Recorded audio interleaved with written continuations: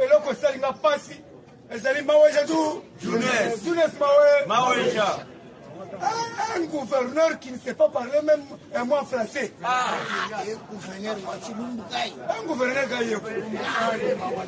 Un gouverneur, comment la situation du Kasaï oriental?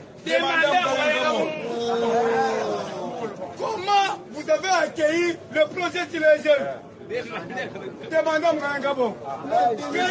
Quel est le mot de la fin? Levez-vous et partez. Et puis il y a un mot qui vit au sol. Nani a fait ce qui est pouvoir? Un diamantifère, et puis à Tcheli Bissoboy, à Vanduna Messa, à Simbiboy, Baba Gabinene, or, et Mounane, à Tcheli Boy. Il y a des gens qui ont dit que la Katina Bakisnae. Pour nous, tous les gens pètent. Moi, j'aime péter. Quand moi, comme on est le bon, moi, comme on est le bon. Mon bagouane, c'est $100 000. $100 000. Moi, avec Thibaut, la caméra est mon.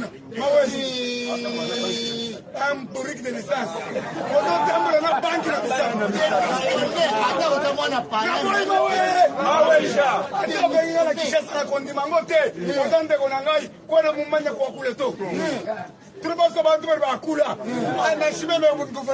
Avec fierté. Singa na zola bana chilibana yebela ngo wapi mawaje musala yesi batoko souffrir boete.